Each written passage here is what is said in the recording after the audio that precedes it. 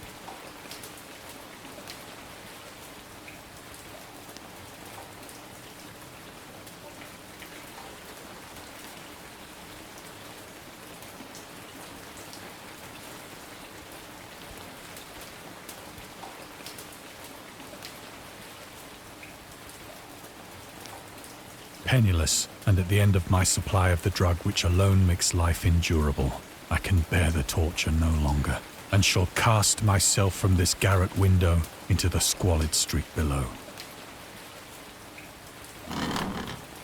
Do not think from my slavery to morphine that I am a weakling or a degenerate. When you have read these hastily scrawled pages, you may guess, though never fully realize, why it is that I must have forgetfulness or death.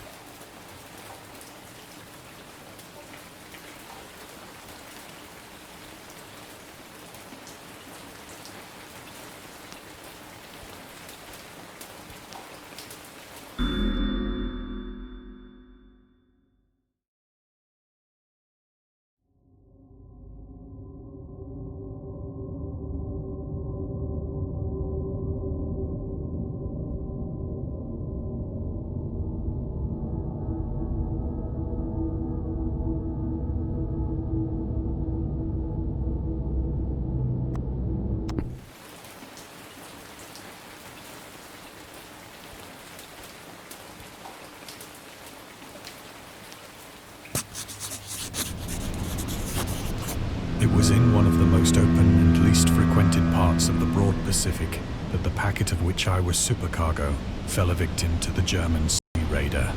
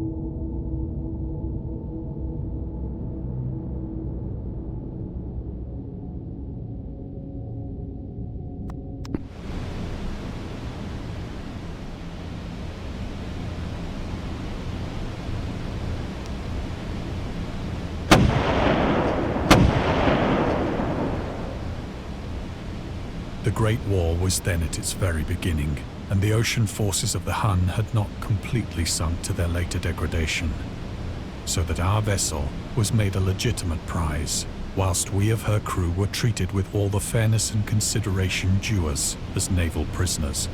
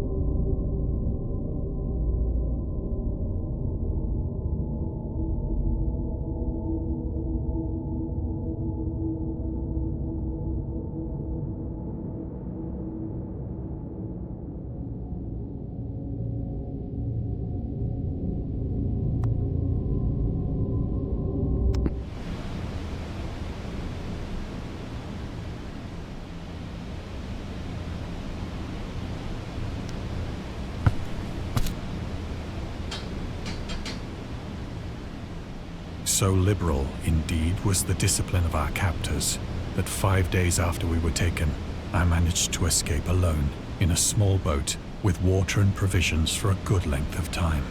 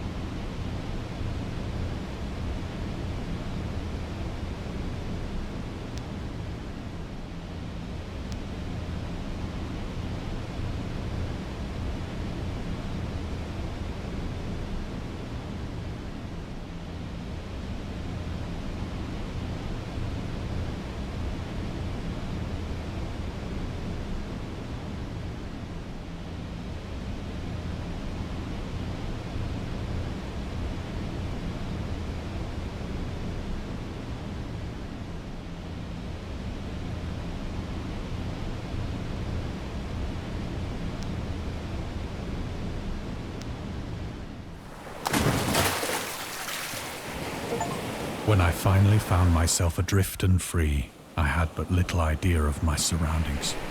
Never a competent navigator, I could only guess vaguely by the sun and stars that I was somewhat south of the equator. Of the longitude, I knew nothing, and no island or coastline was in sight.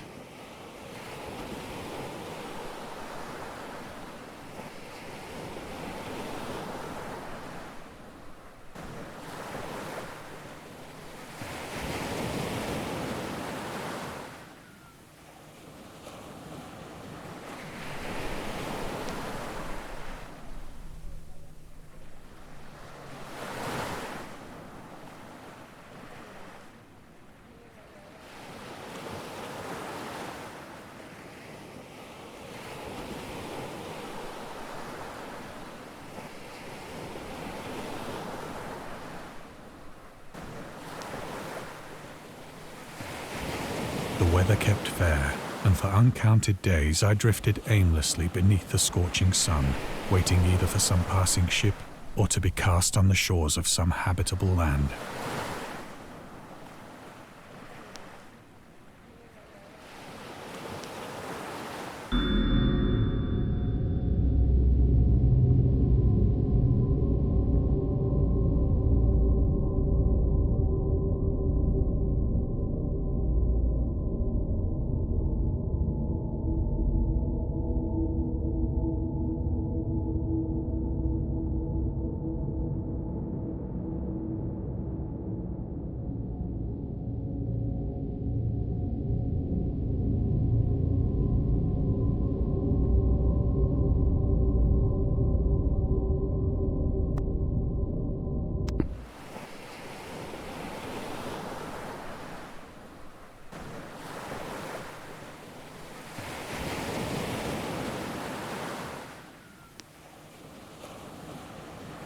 But neither ship nor land appeared, and I began to despair in my solitude upon the heaving vastness of unbroken blue. The change happened whilst I slept. Its details I shall never know, for my slumber, though troubled and dream-infested, was continuous.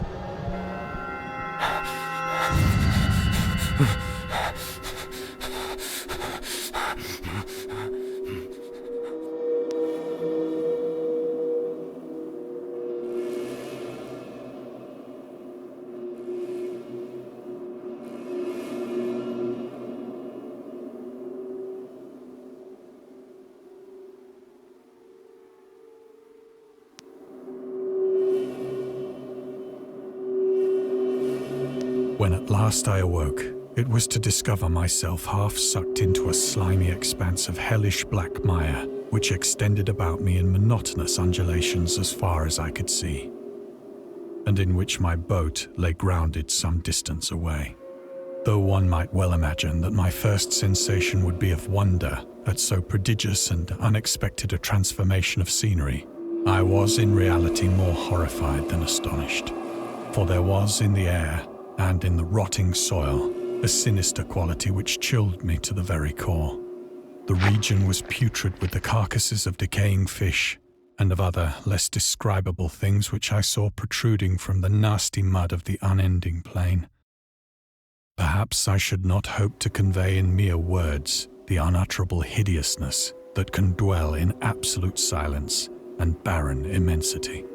There was nothing within hearing and nothing in sight save a vast reach of black slime.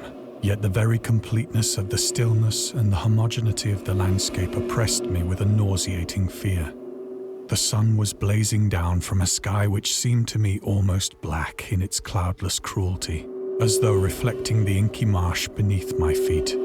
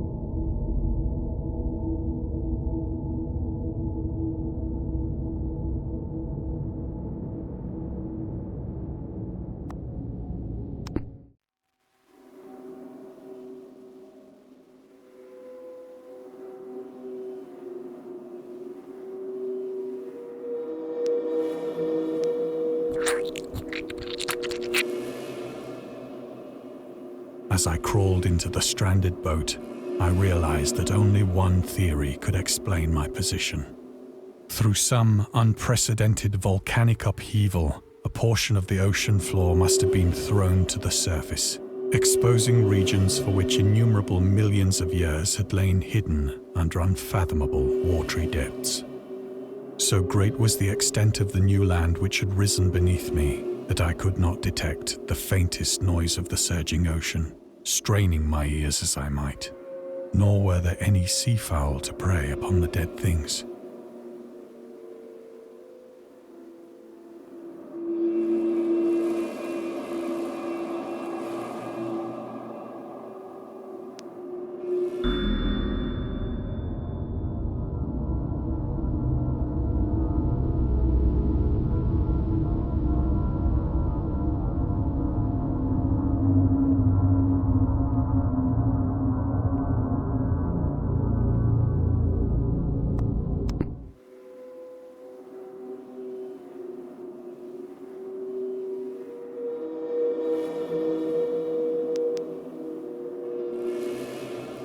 For several hours I sat thinking or brooding in the boat, which lay upon its side and afforded a slight shade as the sun moved across the heavens. As the day progressed, the ground lost some of its stickiness and seemed likely to dry sufficiently for traveling purposes in a short time. That night I slept but little, and the next day I made for myself a pack containing food and water, preparatory to an overland journey in search of the vanished sea and possible rescue.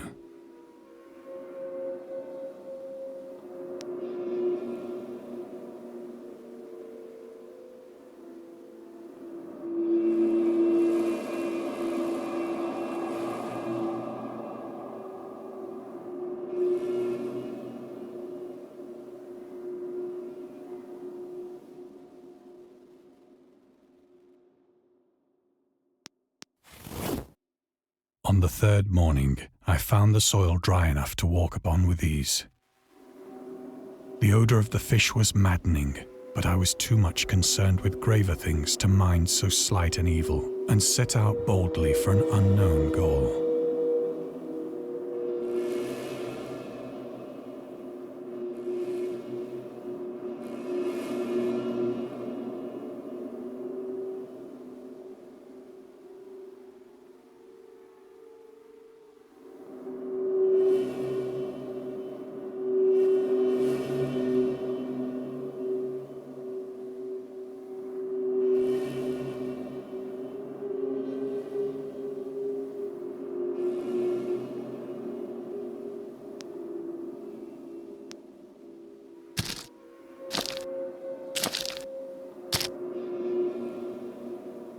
day I forged steadily westward, guided by a faraway hummock which rose higher than any other elevation on the rolling desert.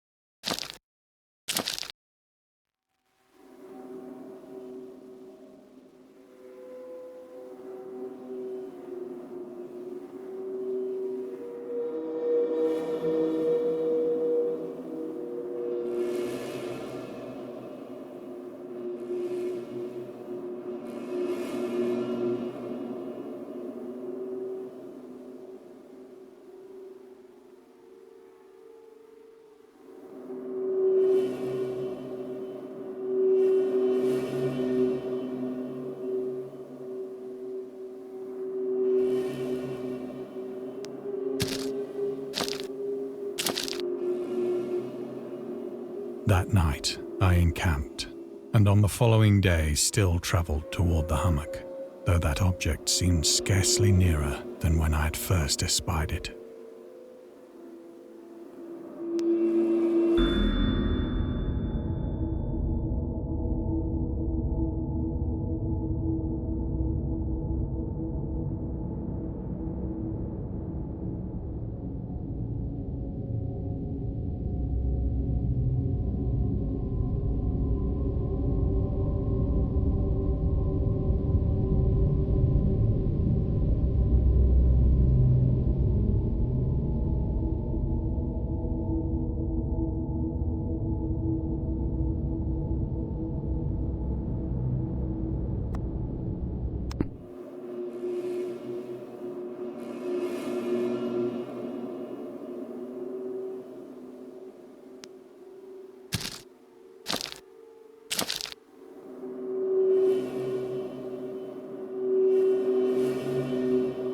By the fourth evening, I attained the base of the mound, which turned out to be much higher than it had appeared from a distance, an intervening valley setting it out in sharper relief from the general surface. Too weary to ascend, I slept in the shadow of the hill. I know not why my dreams were so wild that night, but ere the waning and fantastically gibbous moon had risen far above the eastern plain, I was awake in a cold perspiration, determined to sleep no more. Such visions as I had experienced were too much for me to endure again, and in the glow of the moon I saw how unwise I had been to travel by day. Without the glare of the parching sun, my journey would have cost me less energy. Indeed, I now felt quite able to perform the ascent which had deterred me at sunset. Picking up my pack, I started for the crest of the eminence.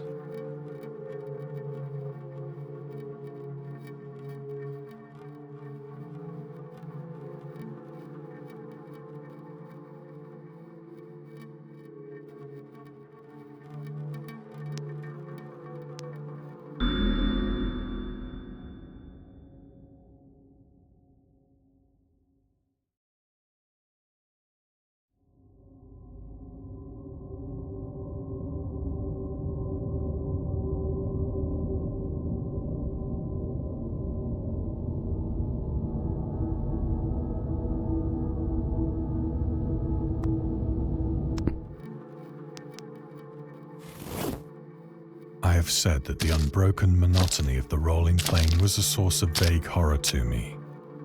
But I think my horror was greater when I gained the summit of the mound and looked down the other side into an immeasurable pit or canyon,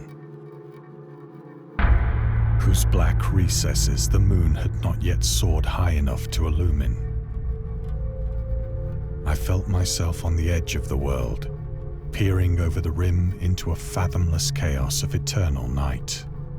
Through my terror ran curious reminiscences of Paradise Lost, and of Satan's hideous climb through the unfashioned realms of darkness. As the moon climbed higher in the sky, I began to see that the slopes of the valley were not quite so perpendicular as I had imagined.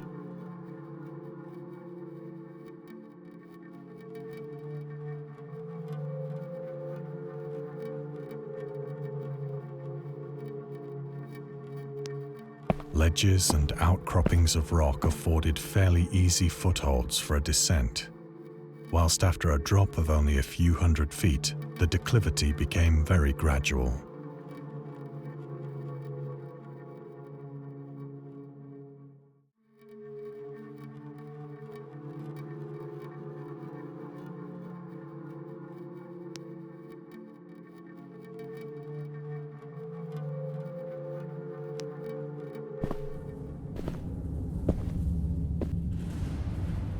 Urged on by an impulse which I cannot definitely analyze, I scrambled with difficulty down the rocks and stood on the gentler slope beneath, gazing into the Stygian deeps, where no light had yet penetrated. All at once, my attention was captured by a vast and singular object on the opposite slope, which rose steeply about 100 yards ahead of me. An object that gleamed whitely in the newly bestowed rays of the ascending moon.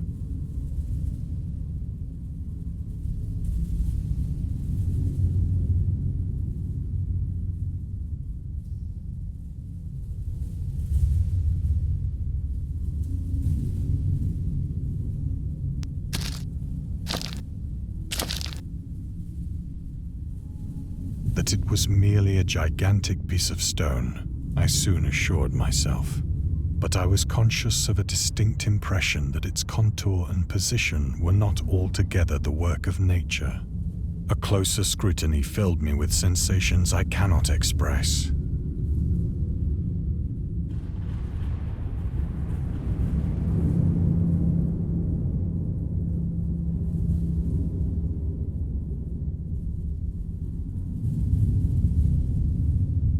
For despite its enormous magnitude and its position in an abyss which had yawned at the bottom of the sea since the world was young, I perceived beyond a doubt that the strange object was a well-shaped monolith, whose massive bulk had known the workmanship and perhaps the worship of living and thinking creatures.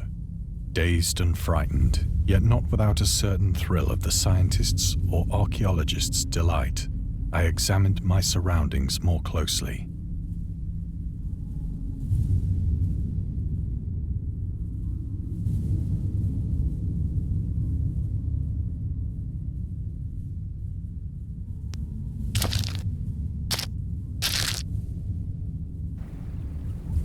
The moon, now near the zenith, shone weirdly and vividly above the towering steeps that hemmed in the chasm, and revealed the fact that a far-flung body of water flowed at the bottom, winding out of sight in both directions and almost lapping my feet as I stood on the slope. Across the chasm, the wavelets washed the base of the Cyclopean monolith, on whose surface I could now trace both inscriptions and crude sculptures.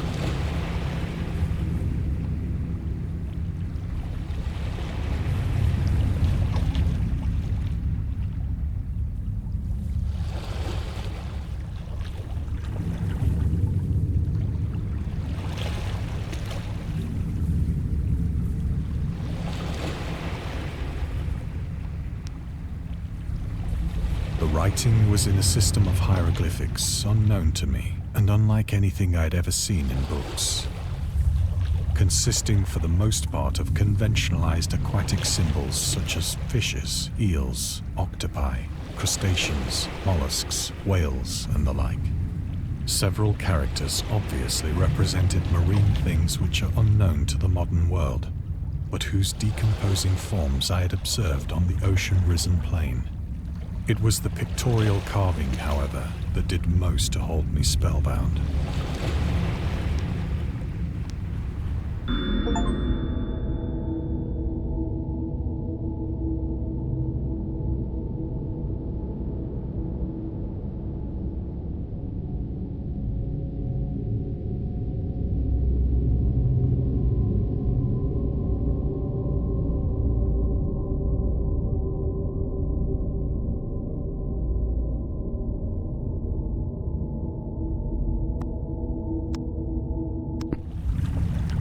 Plainly visible across the intervening water on account of their enormous size were an array of bas-reliefs whose subjects would have excited the envy of a Doré. I think that these things were supposed to depict men, at least a certain sort of men. Though the creatures were shown disporting like fishes in the waters of some marine grotto, or paying homage at some monolithic shrine which appeared to be under the waves as well. Of their faces and forms I dare not speak in detail, for the mere remembrance makes me grow faint, grotesque beyond the imagination of a Poe or a Bulwer. They were damnably human in general outline, despite webbed hands and feet, shockingly wide and flabby lips, glassy, bulging eyes, and other features less pleasant to recall. Curiously enough, they seemed to have been chiseled badly out of proportion with their scenic background. For one of the creatures was shown in the act of killing a whale, represented as but little larger than himself. I remarked, as I say, their grotesqueness and strange size, but in a moment decided that they were merely the imaginary gods of some primitive fishing or seafaring tribe. Some tribe whose last descendant had perished eras before the first ancestor of the Piltdown or Neanderthal man was born.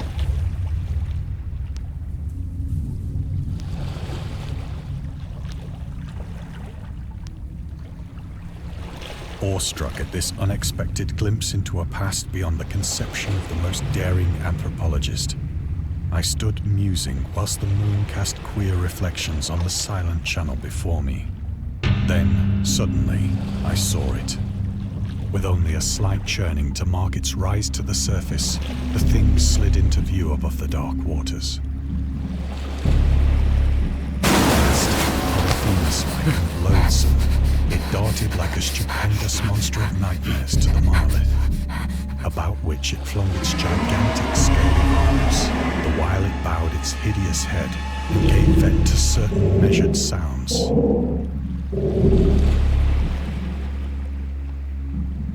I think I went mad then.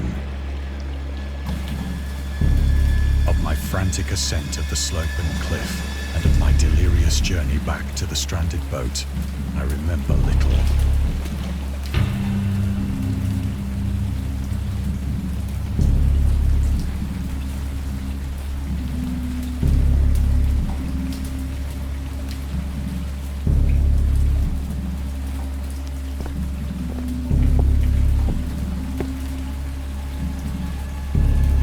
I believe I sang a great deal and laughed oddly when I was unable to sing.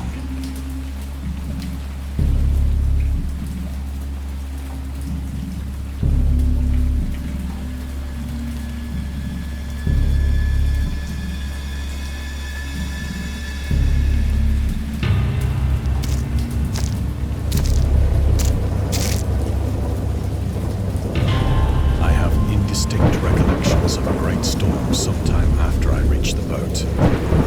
At any rate, I know that I heard pearls of thunder and other tones which nature utters only in her wildest moods.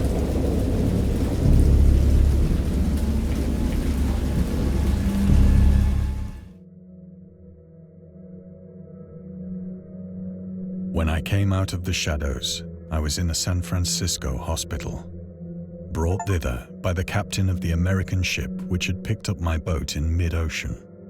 In my delirium, I had said much, but found that my words had been given scant attention. Of any land upheaval in the Pacific, my rescuers knew nothing. Nor did I deem it necessary to insist upon a thing which I knew they could not believe.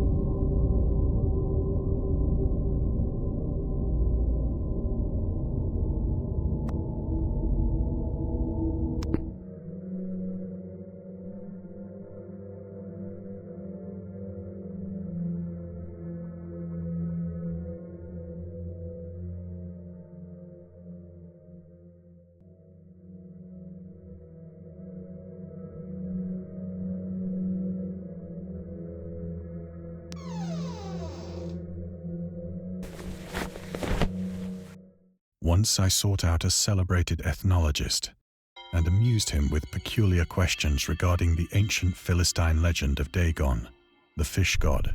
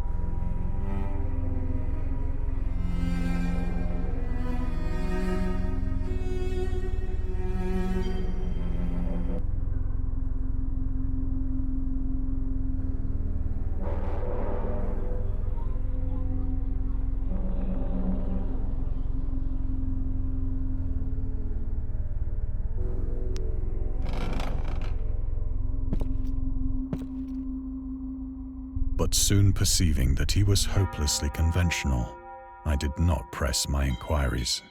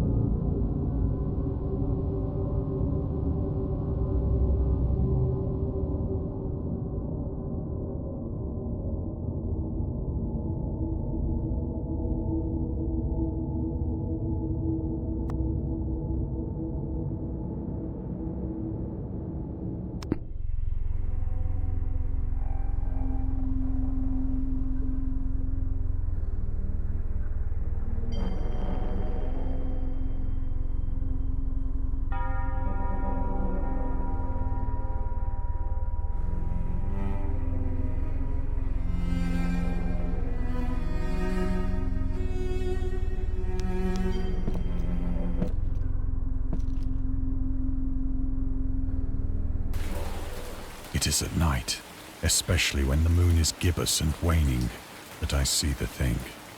I tried morphine, but the drug has given only transient surcease and has drawn me into its clutches as a hopeless slave. So now I am to end it all, having written a full account for the information or the contemptuous amusement of my fellow men.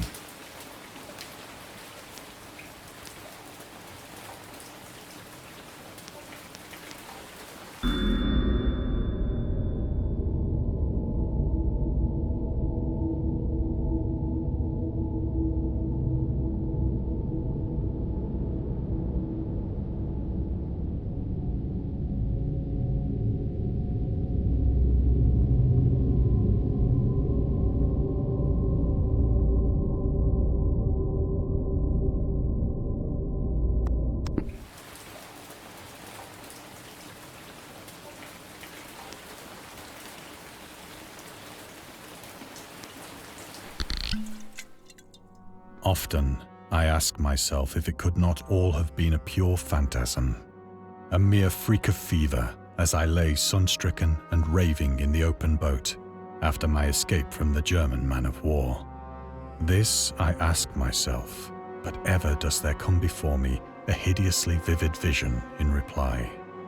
I cannot think of the deep sea without shuddering at the nameless things that may at this very moment be crawling and floundering on its slimy bed, worshipping their ancient stone idols and carving their own detestable likenesses on submarine obelisks of water-soaked granite. I dream of a day when they may rise above the billows to drag down into their reeking talons the remnants of puny, war-exhausted mankind. Of a day when the land shall sink and the dark ocean shall ascend amidst universal pandemonium.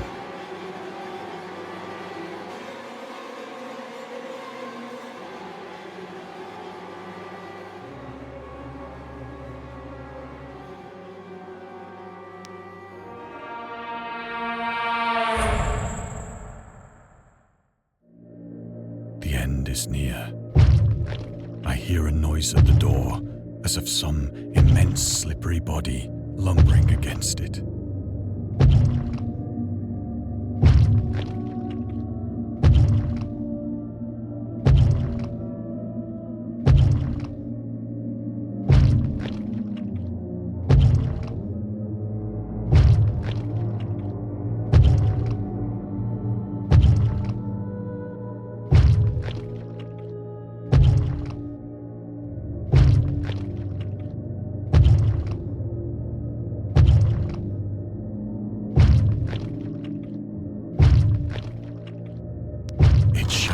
Find me.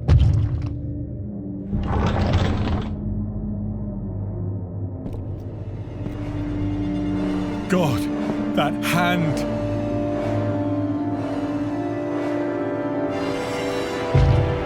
The window! The window!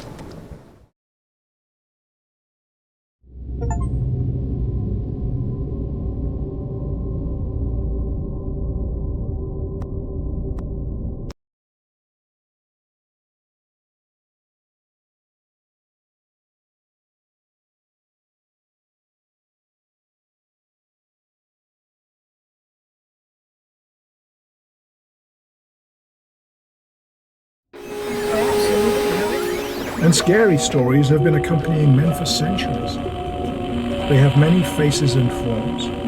But what is their purpose? Why do we enjoy being afraid so much?